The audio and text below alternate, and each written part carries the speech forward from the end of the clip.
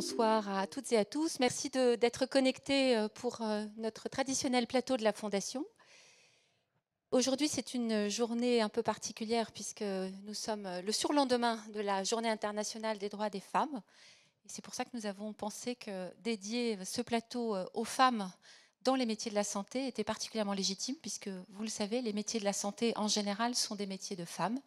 Et donc ce soir, tous nos intervenants seront des intervenantes, à l'exception notable de notre président Serge Guérin, qui est le seul homme que nous admettons ce soir autour du micro pour s'exprimer.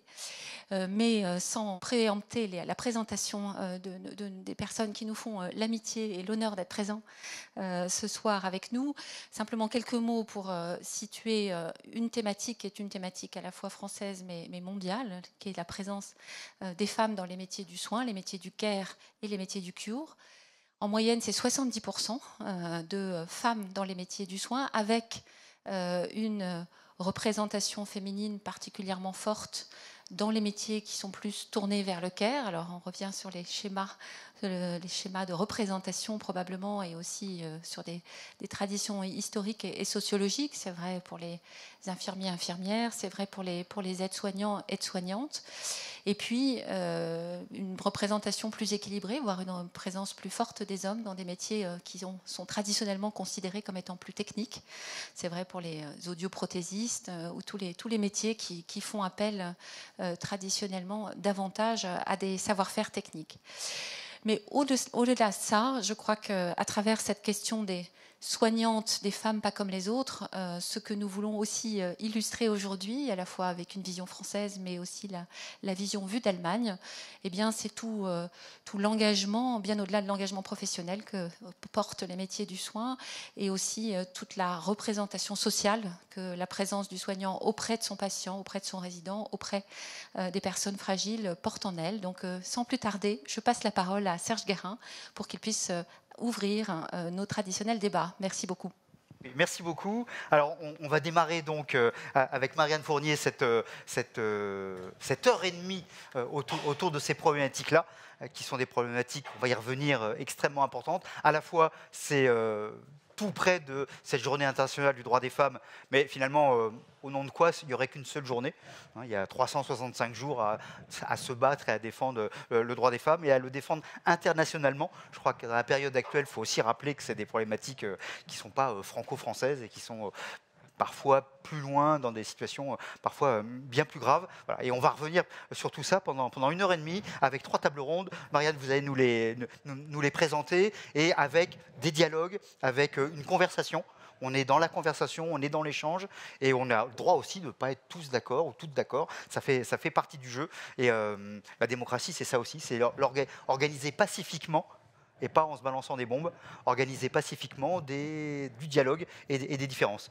Allons-y pour la présentation. Serge, merci beaucoup. Ravi effectivement d'ouvrir ce plateau sur les femmes, avec un nombre d'intervenantes particulièrement important, puisque nous avons ce soir 9 femmes qui vont essayer d'illustrer cette problématique de la particularité finalement des soignantes.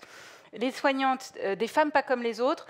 On abordera le sujet à travers 3 tables rondes. La première s'attachera à la notion de vocation. Est-ce que finalement c'est un boulot de gonzesse d'être soignante, dit selon les propres mots du sociologue Bugère. Donc c'est Valérie Dupont, infirmière devenue directrice d'EHPAD, et Madeleine Ngo-Tonnier, actuellement aide-soignante, également dans un EHPAD, qui dialogueront avec Serge sur cette première problématique. Deuxième table ronde, nous ferons un petit tour de paysage sur les femmes soignantes en fait, qui soignent les femmes, avec le docteur Fariba Kabirian qui abordera l'opération Bus du cœur des femmes, et également le docteur Rada Hatem qui nous fait l'honneur d'être là ce soir pour nous parler des femmes victimes de violences. Et nous aurons également l'éclairage d'Allemagne d'Elisabeth Scharfenberg, qui est la présidente de la Fondation Corian en Allemagne, et qui nous détaillera un peu comment elle perçoit la façon façon de prendre soin des soignants, une des thématiques qu'elle s'est donnée pour objectif prioritaire de sa fondation. Troisième table, nous engagerons le débat sur, mais finalement, c'est quoi le parcours d'une soignante, et nous verrons que les soignantes évoluent et qu'on doit les encourager, les soutenir, ces femmes soignantes, à progresser dans leur parcours. Et c'est Monique Rotan-Tondeur qui nous fait aussi l'honneur ce soir d'être présente, titulaire de la chaire de recherche sciences infirmières, ancienne infirmière. Elle viendra avec une de ses étudiantes, Léa Perroni, actuellement doctorante en sciences infirmières, pour nous exposer donc leur point de vue. Et nous avons également la visite du docteur Coraline Ingret, un des membres du collectif Donner des ailes, E2LES, à la santé, qui viendra aborder le sujet du regard du monde de la santé sur la femme, et en particulier abordera le grave sujet des discriminations faites aux femmes dans le monde des médecins. Nous terminerons avec Annie Vidal, notre grand témoin de ce soir, personnalité politique française, actuellement députée en Seine-Maritime. Voilà, un vaste programme, et je vous propose de commencer cette soirée avec la diffusion d'un extrait de la saison des podcasts sur les femmes, La Voix des aînés. Donc, écoutons, convoquons ces femmes qui témoignent de leur vocation de soignante et de leur histoire de soignante. Petite fille, déjà, j'étais proche des personnes qui souffraient, j'avais envie d'aider. J'étais tout le temps en train de demander à cet ami, professeur, mais pourquoi ci, pourquoi ça. Enfin, il était toujours sollicité. Et à force de lui poser des questions chaque fois qu'il venait le voir à la maison, il a dit à mes parents, il faudrait qu'elle fasse médecine parce qu'elle n'arrête pas de me poser des questions. Et de fait, c'est ça qui m'a plu parce que j'aimais beaucoup la biologie. Donc j'ai fait la filière philo, pas du tout mathématiques parce que j'étais archi nulle en maths. Mais bon, après j'ai fait le PCB, l'examen un an après le bac. Et après je suis rentrée à la fac de médecine. À 15 ans, je suis rentrée à l'usine. Et j'ai fait... j'ai dit, tu ne vas pas y rester. J'ai dit, tu vas faire quelque chose. Mais il a fallu que je me débrouille pour trouver de quoi continuer. Et le fric, et le logement, tant de choses. J'avais économisé mes sous pour pouvoir y entrer. Mais j'avais toute la famille qui m'aidait. Et j'ai préparé l'école d'infirmière et j'ai été reçue, première. Alors, et en plus, je découvrais pas mal de choses parce que j'étais jamais rentrée à l'école. Hein. Et puis, ça m'a plu tout de suite. Et ça m'a toujours plu. Vraiment, c'était mon truc. Hein. La façon dont on vivait pour les autres un peu. Vous voyez ce que je veux dire? Vous savez, hein, et je ne l'ai jamais regretté. C'était les seuls métiers qu'on avait à portée de main. Parce que dans le fond, j'ai connu la guerre, hein, puisqu'elle a commencé le jour de mon anniversaire. Et j'avais 10 ans le jour de la déclaration de guerre. Ma fille était infirmière, mais l'infirmière, elle a fait 2-3 années en plus. Elle était infirmière, chef, donc.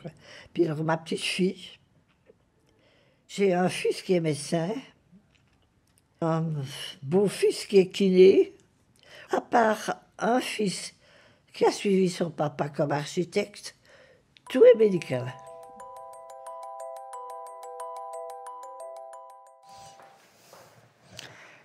Eh bien voilà, ça oriente bien notre premier sujet. Puis c'est joli aussi, hein, c'est tout ce travail qui est fait auprès de personnes qui vivent aujourd'hui dans des maisons de retraite médicalisées, voilà, toujours de rappeler qu'on voit la personne à un temps T, qui a 80, 85, 90, 95 ans, plus encore. On la voit comme ça, mais on oublie tout ce qu'il y a eu avant. Et là, c'était aussi ce travail-là, puis de voir aussi ces femmes qui ont donc choisi des soignantes, et elles le disent à travers, par vocation. Alors justement, la première table ronde, c'est être soignante, est-ce vraiment encore une vocation féminine? On pourrait dire d'ailleurs, être soignant, est-ce que c'est une vocation? Est-ce qu'il faut une part de féminin, qu'on soit garçon ou fille, pour être soignant? Voilà. Et est-ce qu'il y a quelque chose de propre par rapport à cette vocation dite féminine? On va travailler autour de ça en discutant avec vous deux d'abord. Parce que finalement, souvent, aujourd'hui, la question se pose beaucoup. Enfin, ce n'est pas qu'une question, c'est une réalité. Un déficit de personnes qui souhaitent aller travailler dans ce secteur-là, c'est une réalité très forte. Deuxième élément, Sophie Boissard l'a dit tout à l'heure quand on donne les chiffres, ce sont des secteurs hyper féminisés. Et d'une certaine manière, la question, elle est presque de comment aussi faire venir des hommes dans ce secteur. Donc on inverse par rapport parfois à d'autres situations. Donc on est pris dans tout cela, un déficit de vocation. Ou est-ce que c'est autre chose? Un déficit, en tout cas, de personnes qui souhaitent travailler dans le secteur, et puis des déséquilibres en son sein. Alors, peut-être, avec vous, Madeleine, on va démarrer. Vous êtes devenue aide-soignante à 20 ans. Et je voudrais vous demander à la fois, qu'est-ce que ça vous inspire, ce que vous avez entendu, et puis nous dire, vous, de votre point de vue, enfin, pas de votre point de vue, de votre réalité, de votre vie, est-ce que vous, c'était une vocation? Ces témoignages, d'abord, sont formidables parce que je me retrouve sur ce que les aînés ont dit. Parce que les métiers du soin, c'est des métiers de cœur. Quand on rentre dans ces métiers, on a déjà des valeurs humaines qu'on a en soi et qui se développent au fil du temps. Parce que moi, j'ai commencé à avoir ces valeurs. Je m'occupais dans l'immeuble où j'étais d'une personne âgée. Moi, j'habitais le rez-de-chaussée à Paris 20e et la personne âgée habitait au premier étage. Alors, j'avais remarqué qu'à chaque fois, comme c'était des anciens immeubles, il n'y avait pas d'ascenseur, qu'elle avait des difficultés à monter son petit panier pour aller à son étage. Alors, j'ai commencé à l'aider comme ça. Et au fur et à mesure, je lui demandais à chaque fois si elle avait besoin de quelque chose. Et c'est comme ça qu'est née ma vocation. Je me suis dit, ah tiens, je peux approfondir mes connaissances dans ce secteur. Pourquoi pas pousser la porte et pouvoir développer des capacités plus poussées pour m'occuper des personnes au plus large du sens. Et oui, c'est une vraie vocation. Parce que ces valeurs, si vous ne l'avez pas, de savoir-être, savoir-faire, d'amour des autres, de partage, d'entraide, de travail d'équipe aussi, qui est primordial, que les gens oublient beaucoup. Vous ne pouvez pas, comme ça, du jour au lendemain, décider de changer de métier ou de venir dans un secteur de métier du soin. Alors, on reviendra sur des gens d'ailleurs qui ont changé de métier, mais on n'est pas ici dans la langue de bois, on dit aussi les choses. Cette vocation, elle était très forte, mais la vie professionnelle n'est pas si simple que ça dans ce secteur-là. Être aide-soignante, c'est pas si facile que ça. Est-ce que face au réel, finalement, vous avez gardé cet idéal, vous avez gardé cette vocation? C'est pas si simple que ça. Les journées sont parfois difficiles parce que le métier d'aide-soignante est rythmé de plusieurs tâches toute la journée. Donc ça veut dire que dès que la journée commence le matin, on a des missions de soins qu'il faut faire. Donc il faut avoir une connaissance théorique aussi du métier, hein, parce que le métier, parfois on le résume seulement à la toilette ou à certains actes d'hygiène, alors qu'il y a des grandes connaissances théoriques du métier proprement dites qu'il faut acquérir. Donc oui, on a des difficultés parce que parfois, il y a du manque du personnel. Ça peut arriver, hein, des absences inopinées. Une collègue, parce que la majorité, comme vous avez dit tout à l'heure, et Mme Boissard l'a aussi dit, c'est les personnes, des femmes qui travaillent en majorité. Donc avec des difficultés familiales aussi, il faut le dire. Ce sont des mères d'enfants qui ont parfois des difficultés de vie aussi, hein, à concilier vie professionnelle et vie privée. Et parfois, ce n'est pas pris en compte. Et elles peuvent appeler le matin. On appelle le matin, voilà, mon enfant est malade, ou mon mari, et vice-versa. Et ça peut troubler l'organisation de la charge de travail. Ça veut dire que les autres qui y sont doivent s'organiser pour pouvoir travailler plus. C'est un métier où il faut être patient. On n'entre pas dans le soin en se disant, je vais compter les heures, je vais compter mes missions. Et je vous dis une anecdote aussi qui me revient la plupart du temps. Ça m'est arrivé plusieurs fois pour terminer les missions, parce que moi je travaille en 12 heures, de 8h15 à 20h15. Et parfois, soit l'équipe de nuit n'est pas encore là, soit il y a une urgence qui survient juste avant la fin de mon service. En tant que soignant, mettez-vous à ma place, puisque je travaille avec des personnes humaines. Je ne veux pas compter. Je ne veux pas me dire, voilà, je laisse cette personne, il faut que je rentre rapidement à la maison. Éthiquement, je suis responsable, j'aurai une grande culpabilité par rapport à cette prise en charge. Donc, je me sens obligée de rester pour pouvoir continuer ma prise en charge afin que cette personne soit rassurée et soit dans le confort possible. Et oui, c'est difficile. Merci beaucoup. Alors, Valérie, on va aussi parler de votre parcours. Vous avez été infirmière avant de diriger un établissement. Est-ce que, soyons concrets là aussi, au-delà de votre parcours en quelques mots, mais est-ce que pour vous, être soignant aujourd'hui, c'est être soignante? Est-ce que c'est un métier de femme? Alors c'est vrai qu'on est nombreuses comme soignantes, hein, et c'est dû, comme on a vu tout à l'heure, à une histoire derrière nous. Hein. Les femmes ont toujours géré les enfants, etc. Mais on voit une vraie évolution actuelle. Alors le chemin va être long et encore long. On a maintenant dans nos promotions des hommes, et ça fait plaisir de les voir avec nous. Ça change l'univers, ça change les yeux, une autre façon de voir aussi. Donc c'est important qu'il y ait des hommes qui viennent nous rejoindre. Mais il faut le reconnaître, ça reste quand même très féminin. Et comme disait Madeleine, avec tout ce qui comporte notre vie en tant que femme, on est femme à la maison, femme au travail, et on a aussi plein de choses autour. Mais c'est un métier formidable. Enfin, comme dit Madeleine, on le fait par vocation. Moi, je l'ai faite depuis toute petite. Voilà, je voulais être infirmière. C'est ce que j'ai fait. Après, j'ai évolué, effectivement. J'ai d'abord après été infirmière coordinatrice ambassadrice sur 2 régions. Et puis voilà, depuis octobre, directrice d'un établissement. Mais je garde mon côté soignant tout en étant directrice de l'établissement. Est-ce que être soignante dans le domaine des maisons de retraite médicalisées ou du service à la personne, est-ce que c'est particulier, vous pensez, par rapport aux autres acteurs du soin, par rapport aux autres métiers? Alors, oui. Moi, je viens de l'hospitalier, donc j'ai pu faire la différence entre l'hospitalier et l'EHPAD. Moi, c'était un vrai coup de cœur, l'EHPAD, parce que je retrouvais le sens de mon métier. C'est-à-dire que, pour moi, le soin, quand on prend quelqu'un en soin, c'est le soin dans sa globalité. Et quand on rentre dans les EHPAD, dans le monde des EHPAD, en fait, on a tout ce qui touche aux soins, complètement, c'est-à-dire qu'on va au niveau de la prise en soin du nursing, bien sûr, mais bien au-delà de ça, on va sur l'animation, on va sur l'alimentation, voilà, c'est vraiment dans sa globalité du soin, et c'est ça qui est extraordinaire. Et surtout dans les EHPAD, c'est qu'on a un échange avec les résidents qui sont, enfin, on leur donne beaucoup, mais qu'est-ce qu'on a en retour? C'est extraordinaire, des histoires de vie, enfin, des moments de partage qu'on n'a pas forcément en hospitalier, parce que voilà, c'est des personnes qui passent et c'est très court, mais là on a la connaissance de la personne, c'est extraordinaire. Pour rien au monde, je retournerai en hospitalier là actuellement. Je faisais la rentrée de mon master ce matin, directeur des établissements de santé. Il faudrait que je vous fasse intervenir juste pour dire ça.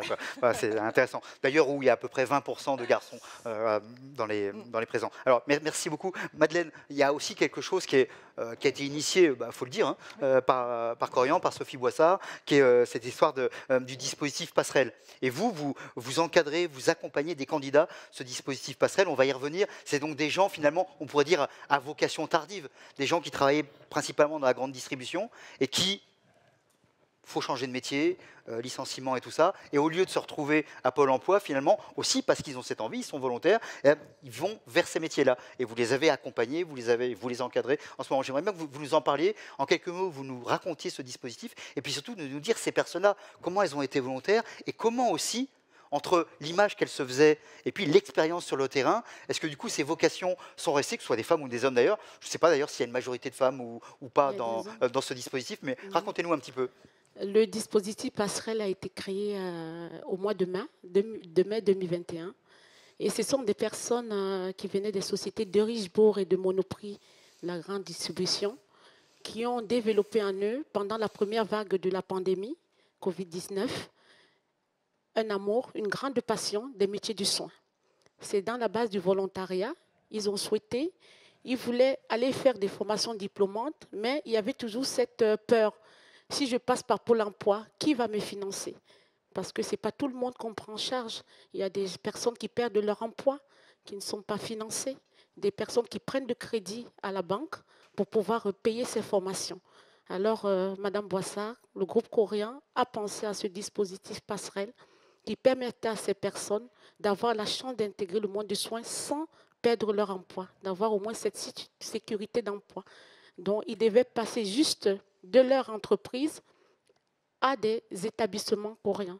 Il y avait des tuteurs de terrain qui devaient les accompagner. Ils ont commencé par un SAS où ils devaient avoir un peu des bases, parce qu'on leur a dit le monde du soin, on ne passe pas d'un secteur de métier à un autre comme ça. Il faut avoir certaines connaissances en biologie, certaines connaissances quand même en langue française, parce qu'il y a des transmissions orales et écrites qu'il faudra apporter. Donc, il y a une petite sélection dans ces SAS et il y a des personnes qui ont été retenues et qui ont intégré des EHPAD coréens. J'en ai 5. J'ai 5 apprenants à Corien-Saint-Simon que j'accompagnerai pendant 14 mois jusqu'à la validation, parce qu'ils passent par le biais de la VAE. Ils vont être soumis devant un jury au mois de juillet, entre juillet et août, pour pouvoir valider les compétences qu'ils ont acquises auprès de moi, à mes côtés, pendant ces 14 mois. Alors, donc, ces personnes, il y a vraiment une volonté, une envie, une vocation. Il y a une volonté, une envie, parce qu'ils me disent que, et ils ont dit à leur directeur de magasin, qu'ils avaient déjà cette base, parce que j'ai cherché pourquoi maintenant. Ils ont des carrières 10 ans, 15 ans, 20 ans dans la grande distribution. C'était des caissiers, chefs des rayons, manutentionnaires, avec des âges avancés à tout âge, de 20 ans, on en a jusqu'à 50 ans. Pourquoi maintenant vouloir entrer dans le monde du soin? Ils m'ont dit, pendant cette pandémie, il y avait des personnes, ils avaient déjà cette base du relationnel, cette base déjà de bienveillance envers les autres. Ils m'ont dit, il y avait des personnes âgées qu'on ne voyait plus dans les magasins. On s'est inquiété parce qu'ils venaient, on connaissait monsieur tel, madame, des personnes qui habitaient le quartier. Et tout d'un coup, comme on avait dit, cette pandémie touchait des personnes d'un certain âge, ils ne venaient plus. On s'est retourné vers nos directeurs, mais on ne voit plus ces personnes. On aimerait bien servir, donner un coup de main, les aider à aller chez elles. Et c'est comme ça qu'en solidarité, dans le quartier, les équipes qui sont formées pour recenser ces personnes âgées, des personnes qui iront les aider à domicile, apporter des courses pour elles. Au moins, une petite sympathie à leur côté aurait fait du bien. Et c'est comme ça ils se sont sentis, ils ont dit, ah, enfin, je pense que je ne suis pas fait pour ce métier de la grande distribution, j'ai vraiment envie de changer, j'ai vraiment envie d'être auprès des personnes, être aidant envers des personnes.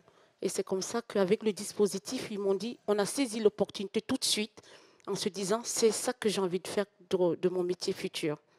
Merci, ça. Oui. Sympa aussi d'entendre ça. Oui, on est toujours dans un discours, ça ne va pas, les gens sont individualistes, on ne s'entraide pas. Il n'y a pas que ça. Il y a aussi une autre réalité sociale, humaine, de gens, et vous l'avez dit, souvent en grande proximité. C'est aussi des personnes que je connais, que j'ai vues depuis des années aller faire les courses, ainsi de suite. C'est aussi cette connivence, avec cette complicité avec des gens que je connais. Alors, mais oui, ils avaient des peurs aussi, ça, il faut que je le souligne. Parce que changer comme ça de métier, ce n'est pas si simple. Voilà, ils avaient des doutes, des appréhensions. Oui, la peur de mal faire, la peur du jugement des professionnels déjà de terrain qui sont là. Comment trouver leur place en venant déjà d'un autre secteur. C'était tout le challenge et qui est toujours un challenge jusqu'à présent. Aussi, voilà. D'où l'importance d'accompagner. C'est ça, de les accompagner et de les rassurer. Et je leur ai dit, écoutez, même moi, quand j'ai commencé, j'avais aussi peur. Ce n'est pas parce que je suis devenue une soignante. Voilà, ça ne se voit plus. Mais, Merci beaucoup à vous. Valérie, on l'a démarré en disant qu'il y avait une difficulté de recrutement dans le secteur. Alors, des gens qui ont envie d'y aller. Voilà. Mais comment vous l'expliquez et comment ça se passe aujourd'hui? Et est-ce qu'il y a eu aussi un effet Covid? On pourrait dire qu'il y a des personnes qui sont parties avec cette situation-là, qui ont eu du mal à la vivre. Et inversement, il y a eu aussi des gens qui se sont dit, c'est peut-être vers là que je dois aller. Alors, c'est plus large que simplement les EHPAD, service à la personne, c'est d'autres secteurs du soin. Mais vous, comment vous le vivez, à la fois cette problématique de recrutement, et puis aujourd'hui, l'effet Covid? Alors effectivement, on est vraiment confronté à une difficulté de recrutement, surtout au niveau des aides-soignantes et des infirmières dans notre secteur, mais on a vraiment une mauvaise image, je pense, et on vend mal notre image au sein de nos structures. Où, comme disait très justement Madeleine tout à l'heure, c'est que le soignant a comme... la représentation que les personnes ont, c'est les soignants ne font que du nursing et ça s'arrête là. Or, on voit bien dans nos maisons que c'est vraiment autre chose, qu'ils font beaucoup de choses. C'est un métier dur et difficile.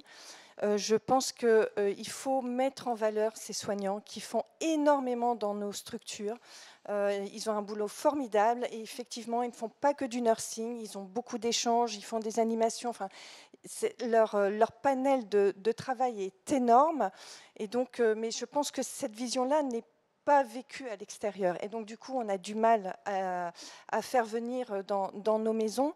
Et effectivement, il y a eu l'effet Covid qui nous a mis à mal, il faut bien le dire, où on avait déjà des soignants qui ont été épuisés et qui finalement n'arrivaient pas à garder cette envie de continuer. Donc, on a perdu pas mal de soignants. Mais à contrepartie, on a eu des gens de l'extérieur qui ont découvert finalement, ils nous ont revus à la télévision. Ils se sont dit, bah oui, finalement, les soignants existent. On était un peu parti de l'image. Et puis, finalement, on s'est revus. On nous a applaudi à 20h. Voilà, on garde vraiment ça en tête. Et donc, il y a des gens de l'extérieur qui sont arrivés et ça fait du bien. Mais je pense qu'il faut casser cette image du soignant. Ils font vraiment un travail merveilleux. Il faut les mettre en avant. Il faut expliquer qu'on fait des choses extraordinaires dans les maisons et que effectivement, il ne faut pas se cacher. C'est difficile. On a des journées compliquées, mais ça vaut vraiment le coup.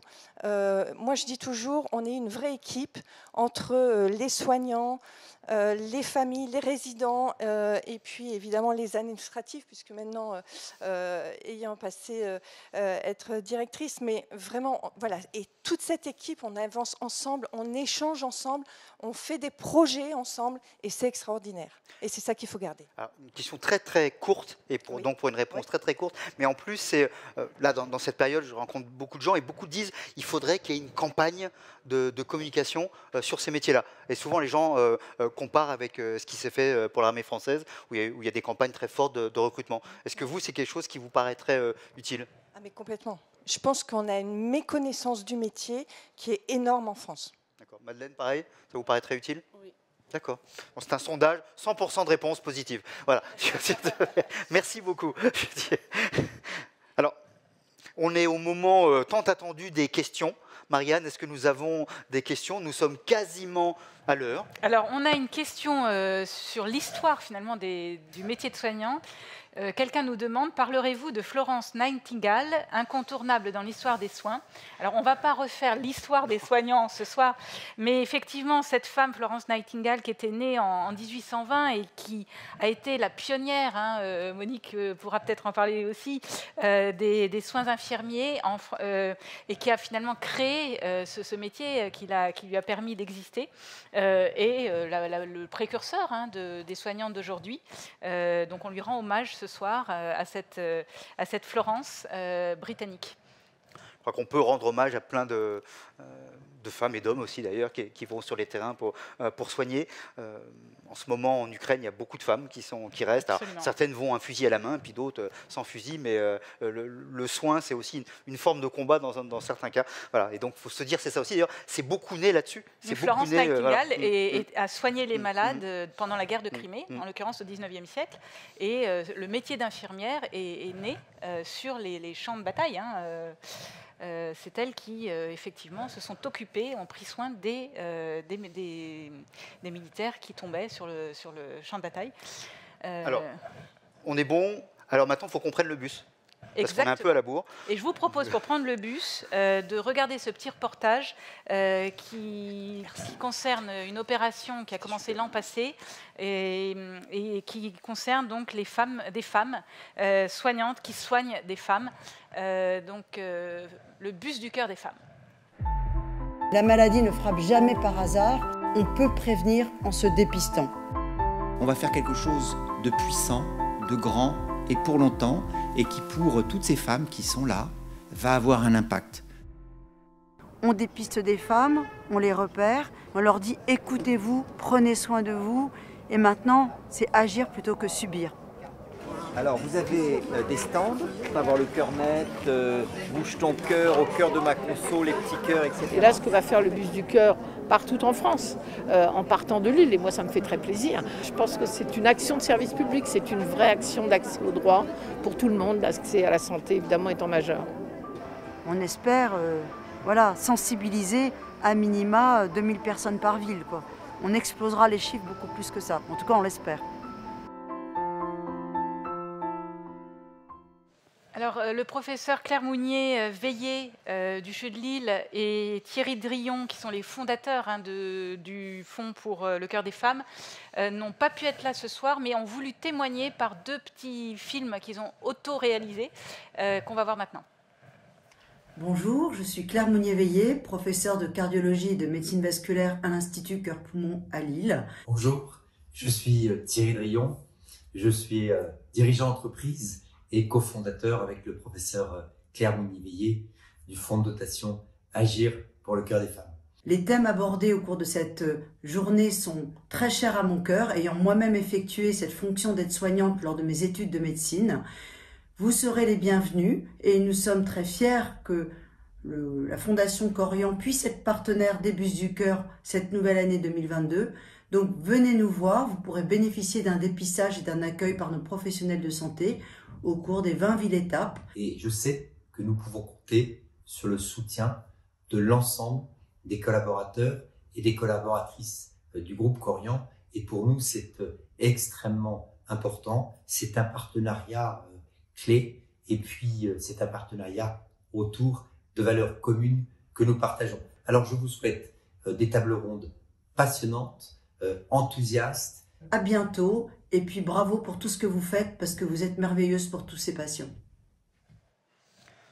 C'est sympathique, hein? Merci. Merci à eux deux. Alors justement, donc on est sur cette deuxième table ronde. Soigner les femmes, soigner les soignantes. Hein, on est un peu dans cet élément-là. Alors, Fariba, d'abord, peut-être vous êtes la directrice médicale de Corian France. Dites-nous en quelques mots, pourquoi cet engagement finalement autour de cette histoire de dépistage des risques cardiovasculaires? Je pense que le métier de médecin, c'est d'abord faire de la prévention. Avant de pouvoir justement traiter, il faut savoir aussi détecter tout ce qu'on appelle dans notre jargon les facteurs de risque. Et ces facteurs de risque, parfois, ils sont évitables, parfois ils sont non évitables. Et que le rôle que nous avons collectivement entre les professionnels de santé, c'est d'être vigilants à la détection de ces facteurs de risque. Par exemple, on peut donner vraiment un chiffre hyper important, c'est 80% des personnes qui ont eu un accident vasculaire cérébral ou un accident donc sur le plan cardiovasculaire du type infarctus de myocarde, mais ils disposent en fait de facteurs de risque cardiovasculaire. Et ces facteurs de risque, ce sont des choses qu'on entend régulièrement sur les médias en disant c'est plutôt le tabac, c'est la sédentarité, c'est l'obésité, c'est... Alors, ces facteurs de risque, est-ce que c'est évitable ou pas? Et ça, c'est le rôle de nous, les médecins, de donner les informations, d'accompagner justement les soignants à la détection de ces facteurs de risque. Maintenant, il y a des facteurs de risque qui sont inévitables.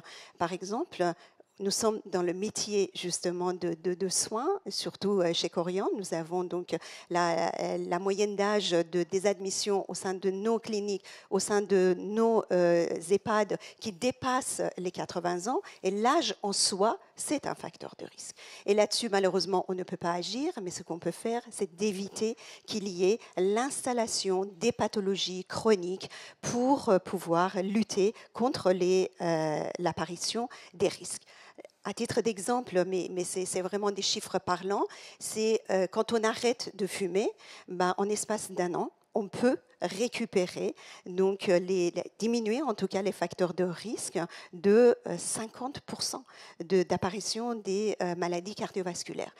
Si on arrête de fumer à l'âge de 40 ans, on arrive à avoir 7 ans de qualité de vie en plus de quelqu'un donc qui continue à fumer.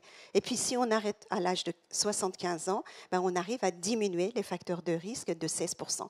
Donc vous imaginez bien qu'à travers ces études scientifiques, on arrive à démontrer, on arrive à motiver les équipes en disant soyons clairs sur la détection des maladies, et même si dans nos EHPAD, nous avons des patients âgés qui ont déjà leur pathologie chronique, bah, notre rôle, c'est de les accompagner. Et ce qui est le plus important, c'est qu'il y ait un accompagnement individualisé dans la détection de ces facteurs de risque pour pouvoir agir clairement, que ce soit dans nos cliniques, que ce soit dans nos EHPAD, que ce soit justement à titre préventif, en lien avec la ville et les médecins traitants sur le traitement de ces facteurs de risque. Merci beaucoup. Ada, vous êtes gynécologue, vous dirigez une des plus grandes maternités en Île-de-France. Et peut-être, vous, un de vos points d'accroche, ça a été vraiment de... tout marche normalement, tout va bien normalement. Voilà, c'est prendre soin des femmes victimes de violences. Et comment... Ça a été quoi le parcours finalement pour faire cela? Votre parcours à vous pour faire cela?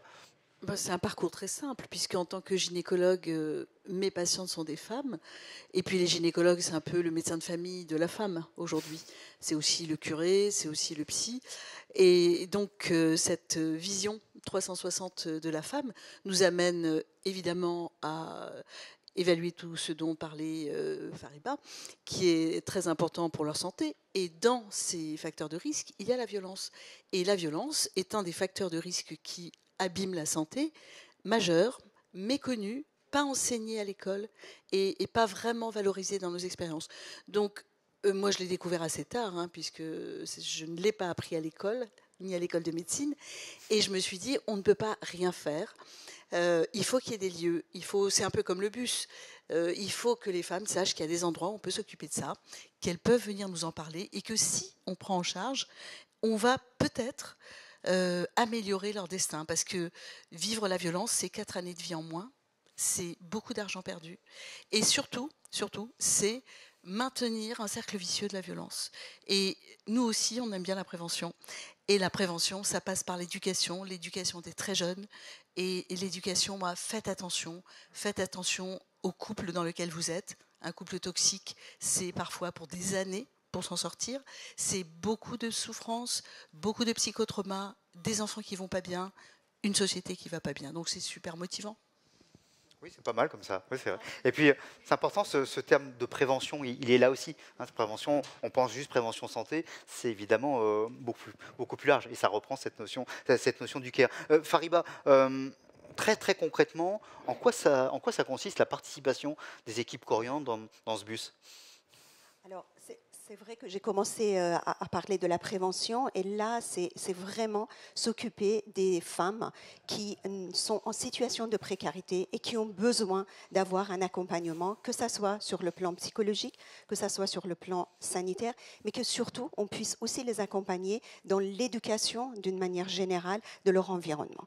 Alors, ces bus, on a eu vraiment le plaisir avec la Fondation Corian de pouvoir donc y participer à ces actions qui ont été pour nous un moyen, en tout cas pour les soignants chez Corian, un moyen de démontrer notre engagement aussi sur la partie prévention. Et cet engagement, ça consistait à quoi? C'est que nous avons collectivement vu avec Claire, avec donc Thierry, de quelle manière nous, les soignants, en étant volontaires, en étant engagés, on peut apporter aussi notre expertise donc dans des situations de proximité. Et là-dessus, donc l'équipe de la direction médicale que je remercie vivement, donc les 6 médecins de la direction médicale avec 5 responsables soins régionaux, ils ont participé sous la coordination de donc Dricia présent aujourd'hui, de faire vraiment cet accompagnement des femmes. Et concrètement, comment ça s'est passé? Pendant 3 jours, le binôme a fonctionné. Ils sont partis, donc ils ont commencé par Lille, donc c'était la première ville où vraiment on ne savait pas exactement à quoi s'attendre, même si on était bien préparé. Donc l'idée c'était de dire, on arrive, on accueille les femmes.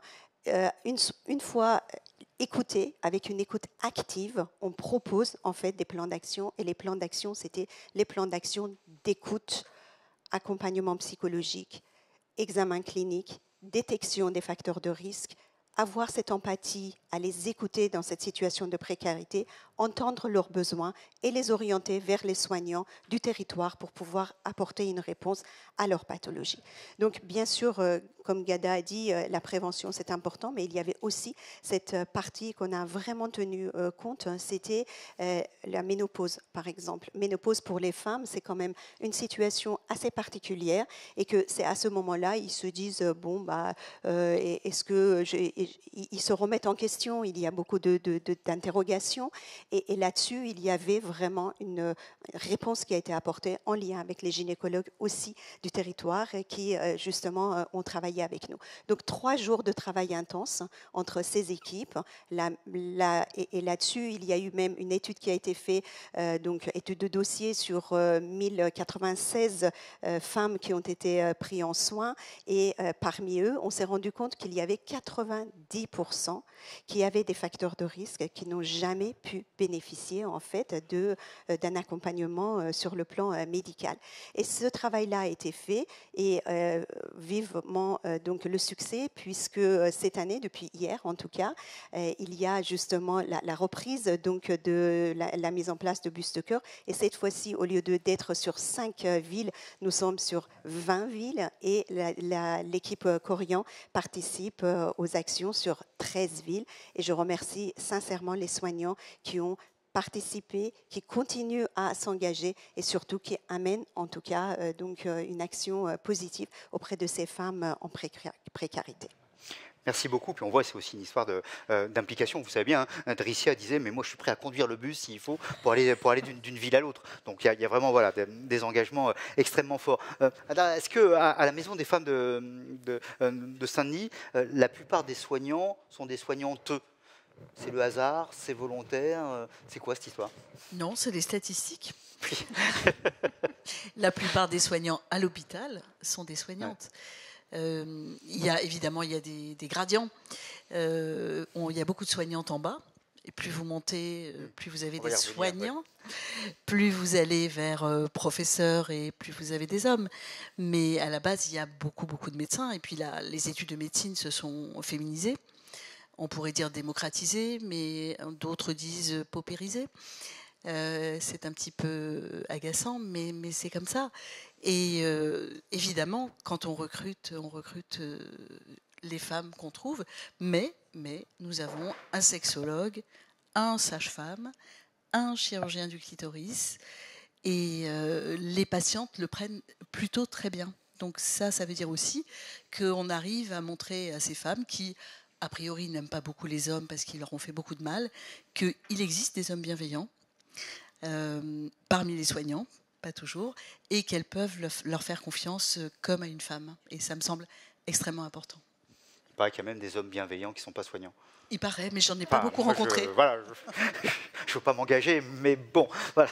Merci en tout cas, c'est aussi ça, cette situation. Alors, avec Elisabeth Schaffenberg qui est avec nous en Allemagne et aussi avec Viola, on va vous intervenir avec vous parce que vous présidez la Fondation Corian en Allemagne et l'action, vous avez vraiment souhaité qu'elle s'oriente principalement, prioritairement vers le soutien aux soignantes. Je voudrais en quelques minutes que vous nous disiez comment très concrètement ça se passe et quel est aussi l'effet d'entraînement de cette action. So good evening to everybody. Hello from Germany. We're very happy that we can join the plateau tonight. First of all, we want to introduce the Corian Foundation. My French isn't that good, so my colleague Viola, she will translate. She's a very good French speaker. So I will switch to German and hope you enjoy our little introduction. Merci Viola. Alors jusque-là, je crois qu'on a à peu près compris. Et allez-y, et puis voilà, la traduction va se faire. Ouais. Okay. Gut. Corian Stiftung für Pflege und würdevolles Altern ist noch sehr jung. Es gibt uns erst seit 2 Jahren in Deutschland. Donc la Fondation Corian en Allemagne est encore assez jeune. La Fondation a été créée il y a 2 ans. Als wir gestartet sind, sind wir quasi direkt in die Corona-Pandemie reingerutscht und das hat uns das Leben nicht leicht gemacht. Quand on a commencé à travailler, c'était justement le début de la crise de Covid et ça nous a pas vraiment facilité les choses parce qu'on avait envisagé plein de projets, avec des événements dans les EHPAD, ce qu'on pouvait tout d'un coup pas du tout faire. Uns war sehr schnell klar, dass der Fokus der Deutschen Stiftung auf den Pflegekräften liegen soll und da insbesondere das Wohlergehen der Pflegekräfte, die Gesundheit der Pflegekräfte. Et pour nous, c'était, dès le début très clair que la priorité du travail de la fondation doit être sur le bien-être des soignants, et soignantes surtout. Parce qu'en Allemagne, plus d'1 million de personnes sont employées dans le secteur des soins, dont 85 sont des femmes. Wir sind der Auffassung, dass der Herzschlag der Pflege die Pflegekräfte sind und wenn sie gesund sind und wohlauf, dann können sie auch eine gute Qualität leisten und haben auch Freude an ihrer Arbeit. Das ist ganz wichtig für uns alle, das ist für die gesamte Gesellschaft wichtig. Donc pour nous, en tant que fondation, mais aussi pour toute la société en Allemagne, c'est très important que, les soignants vont bien parce qu'ils sont vraiment le cœur, dans le travail des soins et également pour le futur, nous voulons continuer ce travail avec cet accent. Wir haben in Deutschland etwa 1 Million Menschen, die in der Pflege beschäftigt sind und davon sind 85% Frauen. Die Pflege ist weiblich. Ich glaube, das ist in Frankreich genauso. Donc comme en France, en Allemagne, comme je disais, 85 des employés dans le secteur des soins sont des femmes. Donc aussi en Allemagne, le secteur, des soins est, très féminisé. Wir haben jetzt schon einige Projekte aufgesetzt. Ich berichte jetzt ganz kurz von 3 Projekten, die wir insbesondere, ja, auf Frauen zugeschnitten haben, was uns sehr, sehr wichtig ist. Nous avons déjà commencé à établir ou travailler sur plusieurs projets et Elisabeth Scharfenberg aimerait bien vous parler de 3 projets qui sont particulièrement ciblés pour les soignantes, donc pour les femmes qui travaillent dans les soins. Da ist zum einen das Thema Gewalt.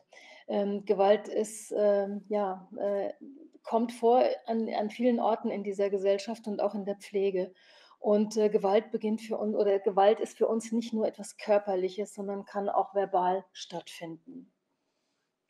Donc le premier projet traitera le phénomène de la violence, aussi la violence, dans les soins et donc pour nous, la violence, c'est pas seulement quelque chose de physique, mais peut aussi se passer par les paroles et ouais. Wir bieten Workshops an für Pflegekräfte, wo das Thema Gewalt, genauer beleuchtet wird.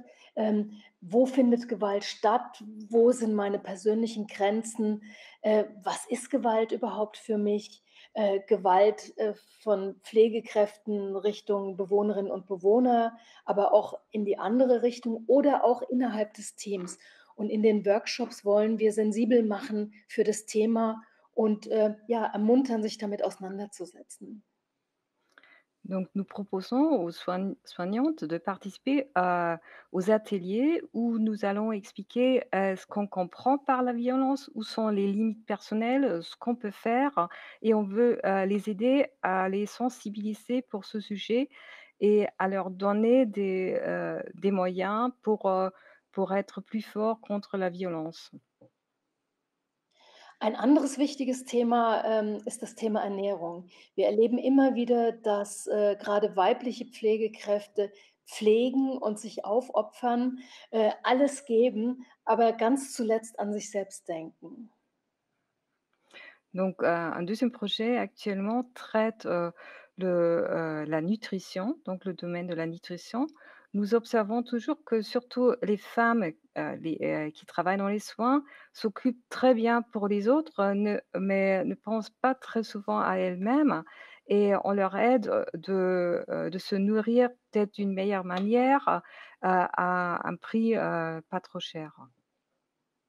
Deshalb arbeiten wir mit wunderbaren Köchinnen und Köchen zusammen, die uns leichte und einfache Rezepte zur Verfügung stellen, die Pflegekräfte ohne viel Aufwand nachkochen können, damit auch so ja Lust entsteht, sich selbst besser, ja, auch etwas für sich zu tun und sich gut zu ernähren und vielleicht auch die Familie zu Hause noch mitzubekochen. Et c'est pourquoi on travaille avec, plusieurs, cuisiniers célèbres en Allemagne qui, nous met à disposition des recettes, et qui donnent aussi des cours, dans les EHPAD pour, aider aux soignantes de, améliorer leur façon de se nourrir et peut-être aussi pour leur donner des conseils comment aussi, heu, faire la cuisine pour leur famille, vu, les conditions, qui travaillent souvent dans le travail posté.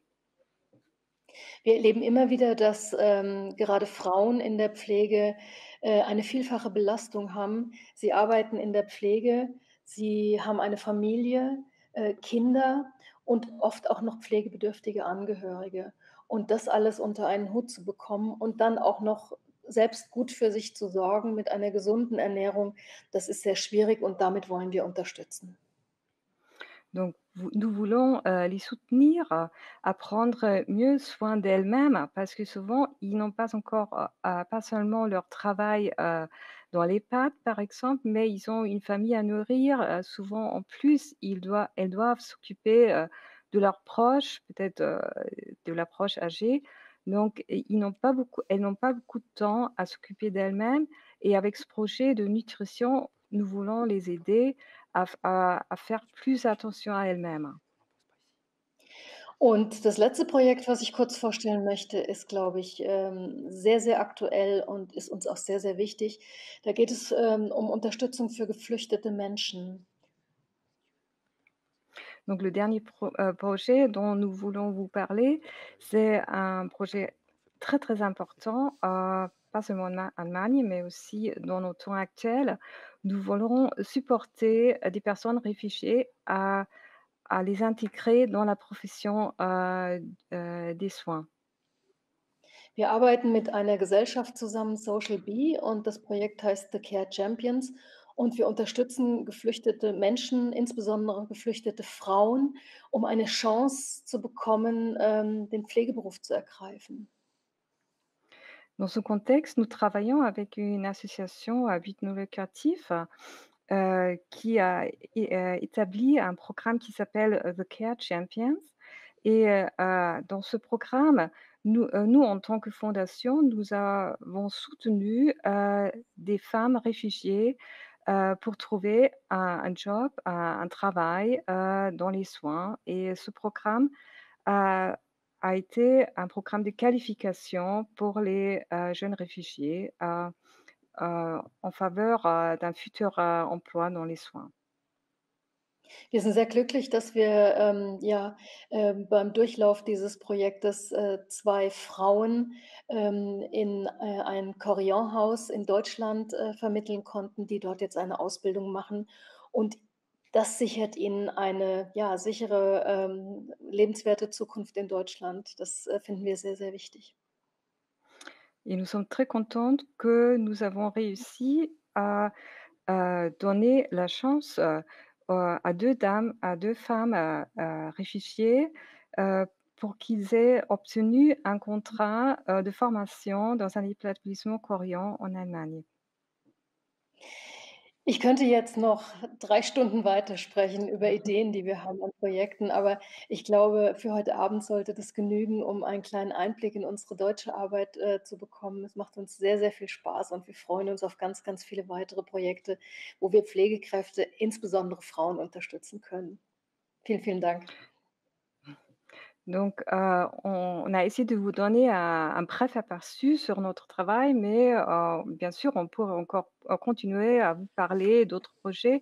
Mais je crois pour cette soirée, on a au moins pu vous donner une idée de notre travail dans la Fondation allemande et on vous remercie infiniment d'avoir pu participer à ce plateau. C'est nous qui vous remercions. Merci à vous deux. C'était important aussi d'abord de voir d'autres expériences. Puis c'est important aussi, voilà, on parle de diversité culturelle. C'est une autre diversité culturelle et d'entendre cela. D'ailleurs, très très rapidement, mais Seine-Saint-Denis, c'est aussi un lieu de très grande diversité culturelle. Ce lien avec les femmes, avec le soin et avec les violences faites aux femmes, comment ça s'intègre par rapport à cette réalité culturelle qui est polymorphe, on va dire? Le problème, c'est que les femmes qui viennent de cultures différentes, elles sont très souvent victimes de beaucoup d'autres violences dont on n'a pas forcément idée quand on est dans un environnement mainstream européen. Et c'est ce qu'on appelle, nous, le continuum des violences. Et c'est très difficile de prendre ces femmes en charge parce qu'elles n'ont connu que ça, en fait, de la naissance à la migration. Ça peut passer par l'excision, l'inceste, le mariage forcé, le viol conjugal, la Libye, la prison, le viol par les soldats. L'arrivée en France, c'est assez violent d'arriver en France quand on est migrant.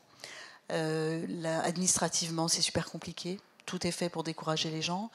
Le refus d'asile, la rue, le fait de se faire un enfant dans l'espoir qu'on va peut-être avoir des papiers. Et on voit bien que là encore, c'est une spirale qui va plutôt vers l'enfer. Évidemment, les initiatives qui tendent à leur donner du travail sont très utiles, mais en France, c'est très compliqué de donner du travail à quelqu'un qui n'a pas de papier. Donc, encore un énorme chantier. Merci. Alors, merci à vous quatre, avec nos deux amis d'Allemagne, et merci à vous deux. Voilà, c'était notre deuxième table ronde. On vous remercie vraiment d'y avoir participé. C'est incroyable, totalement dans les temps. J'en suis ému moi-même. Voilà. Et donc, on va démarrer sur la troisième table ronde, et je vais demander à Monique Rotentender, à Léa Perroni et au docteur Ingray de bien vouloir nous rejoindre. Et donc, cette troisième table ronde, on voulait, puisque là on parle de ces questions-là, on voulait montrer aussi le secteur des soins, de manière générale, le secteur de la santé, et dans notre pays France qui est atteint d'une maladie assez lourde, qui s'appelle la diplomite aiguë, c'est-à-dire qu'il montre ton diplôme avant de parler, quoi, quel que soit le diplôme. Et il y a quelques secteurs qui échappent un petit peu à ça, celui de la restauration. On peut démarrer tout en bas et finir une ou un grand chef étoilé, tout ce qu'on voudra, ou simplement faire très bien la cuisine quelque part. Et on peut aussi démarrer tout en bas dans le domaine du soin et arriver finalement extrêmement haut. Et c'est quand même ce secteur-là aussi. Et évidemment, c'est aussi du côté, puisqu'on dit très majoritairement dans ce secteur, donc ce sont les femmes, donc ça intéresse aussi en termes à la fois de doublement, je dirais, le domaine du soin et le domaine de la progression professionnelle, sociale, salariale. Et on voulait terminer sur cette table ronde-là. Alors, d'abord avec Monique Rotentonder. Alors, Monique, vous êtes une pionnière, vous êtes une référence historique, mondiale, universelle. Voilà. Et vous avez créé quelque chose d'unique en France, mais qui n'est pas non plus présent dans énormément de pays, qui est une chaire de recherche en sciences infirmières. Dans cette idée de, l'infirmière, c'est l'infirmière, mais c'est aussi des sciences infirmières. C'est devenu la 93e section doctorale, 92e section doctorale, la 93e, c'est peut-être les sages-femmes d'ailleurs.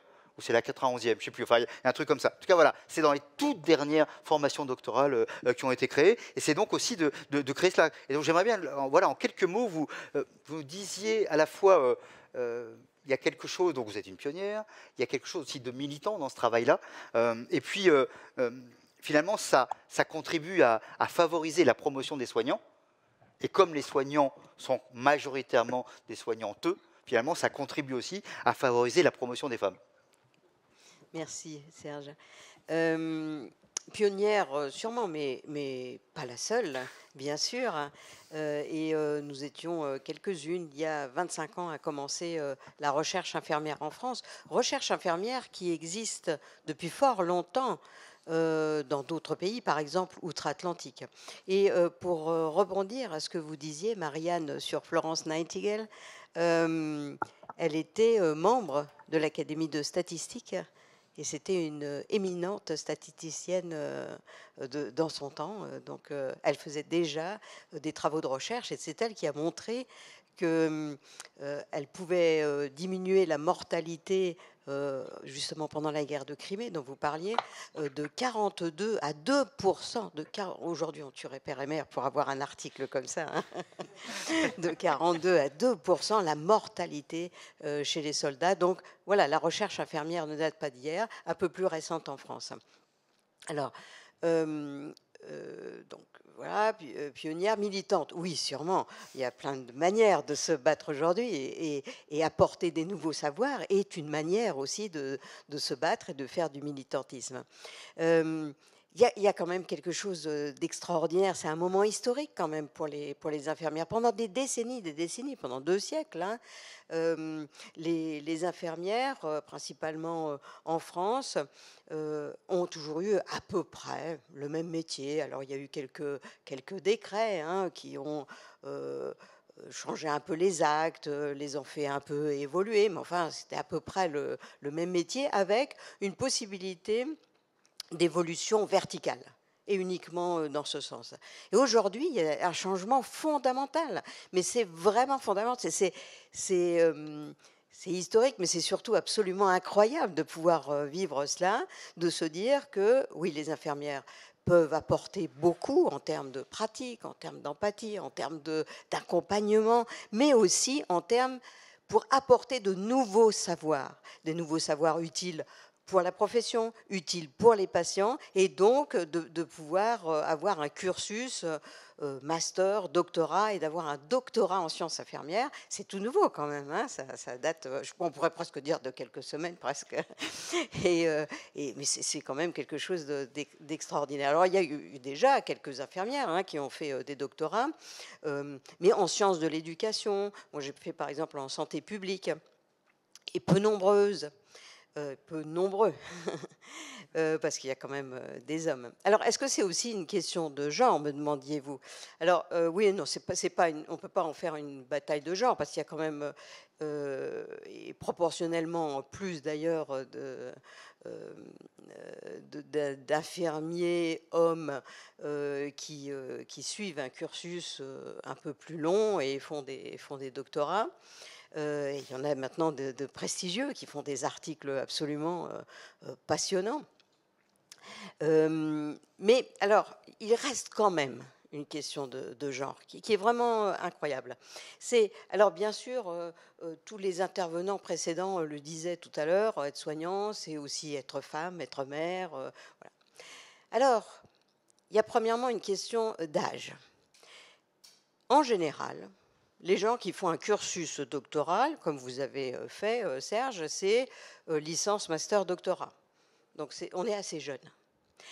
Pour les infirmières, eh bien, elles font licence, enfin, autrefois c'était même pas licence, et puis s'arrêtent. Et font leur vie de soignants. Et puis parfois master, et s'arrêtent. Et donc on arrive au doctorat, souvent, alors, il y a quelques exceptions, bien sûr, mais souvent après 40 ans. Donc, on a eu une vie avec un modèle d'organisation à domicile. Et vous savez bien que les modèles d'organisation à domicile sont difficiles à changer. Alors, bien sûr, vous allez me dire qu'il y a des maris qui sont complaisants, qui sont sympas, qui vont aider. Mais alors, aider pendant 3 à 4 ans, c'est-à-dire complètement, enfin, c'est là où on découvre, il y a des choses qui sont assez, qu'on entend, hein, je les entends beaucoup, hein, de nos doctorants, où il y a des choses qui sont parfois assez difficiles à vivre. Et inversement, c'était une position sociale infirmière. Il y a beaucoup de gens qui ne comprennent pas qu'une infirmière, des voisins, des amis, de la famille, qui ne comprennent pas qu'une infirmière, à 45 ans, disent « Mais qu'est-ce que tu as besoin de reprendre des études? Qu'est-ce que tu as besoin de ça ?» Et par exemple, les parents, hein, à 45 ans, on a des parents qui commencent à être âgés et qui se disent « Pourquoi tu viens plus me voir, ma fille? Tu viens moins souvent qu'autrefois. » Donc, vous voyez qu'il y a quand même une question de genre, mais aussi de position sociale et puis d'âge. Puis c'est joli de dire recherche infirmière, ça me faisait penser en même temps, on recherche aussi des infirmières. Il y a un peu un double élément dans la sonorité, il y avait aussi quelque chose d'assez joli autour de cela. Alors, on a un exemple à côté de vous, et c'est une de vos étudiantes, Léa, et donc vous étiez infirmière d'origine, donc toujours, et aujourd'hui vous êtes en thèse. Alors, vous avez peut-être moins de 40 ans, je ne sais pas. Oui, bah, c'est ça. Et du coup, vous, qu'est-ce qui vous a amené à vous lancer dans cette aventure? Et puis, soyons très cash, est-ce que vous conseilleriez cela à d'autres infirmières ou infirmiers d'ailleurs? Merci pour cette question, Serge. Oui, alors, à la suite de l'obtention de mon diplôme d'état d'infirmière, je souhaitais déjà aller vers le domaine de la recherche, mais je voulais aussi travailler dans le milieu des soins. Donc, j'ai fait un parcours tout à fait comme je le souhaitais jusque-là. En tout cas, j'ai commencé par exercer en milieu hospitalier pendant 6 années. Et puis, j'ai souhaité ensuite m'inscrire à un master qui était le master Recherche et Innovation en soins. C'était d'ailleurs la première année qu'il ouvrait.